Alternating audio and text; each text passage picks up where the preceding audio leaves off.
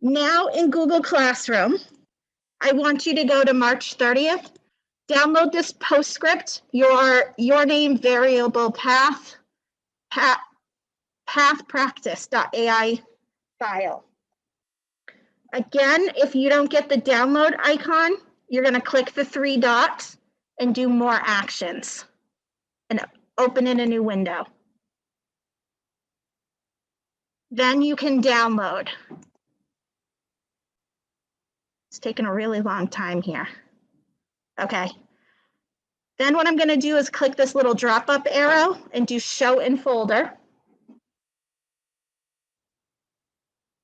On this file, you're going to right-click it, choose rename. I know you can like double or triple click it and it will allow you to rename it that way, but it never works for me when I want it to, only when I don't want it to. Change that your name piece to your actual name and then hit enter and then open the file in it up. Then open that file up in Adobe Illustrator. You can just click on it and it should open. We are doing variable paths, and that means there's a curve on one side of the anchor point and a straight line on the other side. I clicked on my first artboard and I'm going to hit Control-0 to fill the screen with my first artboard. So we learned in the curved path one how to kind of change your anchor point holding the Alt key. So with this pen tool, this first bit, these are just straight lines. I'm just going to click. The second one, I'm going to hold the Alt key and drag up. And then it's like normal. Oh, mine needs to go a little bit up.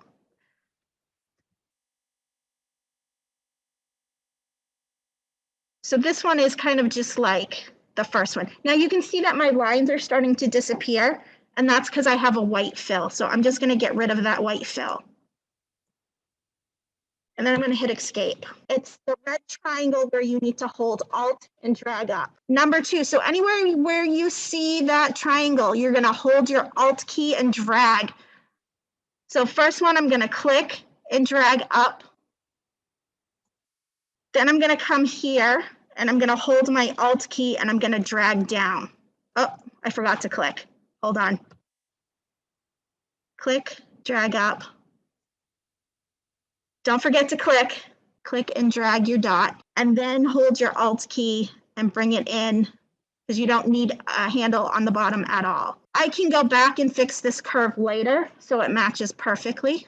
Then I'm just going to click so I get my straight line. And click, these are all straight lines. And then this triangle, let's see, it's telling me to click and drag, and then am I going to hold my Alt? I have to hold my Alt. There we go. Click and drag Alt. And then click and drag. Now let's say that I forgot to even drag this one out. I can just move on and fix what I need to fix. And then I'm going to hit escape. And then under my pen tool, and again, it's Alt or Shift C, I can select that angular tool and fix it. So I drag it out first, and then I take the point that I don't need and I drag that one by itself back in. And then the A tool, which is the white arrow tool, it's A on the keyboard. You can fix that so that it looks a little bit better. A couple things to note. Number 5, number 6, from 5 on, those are closed shapes. So make sure that if your line, a lot of times with the lock, you won't close out the shape. So make sure that you close out your shape. It should be one full shape. If you fill it with a color, it should be the shape of this lock.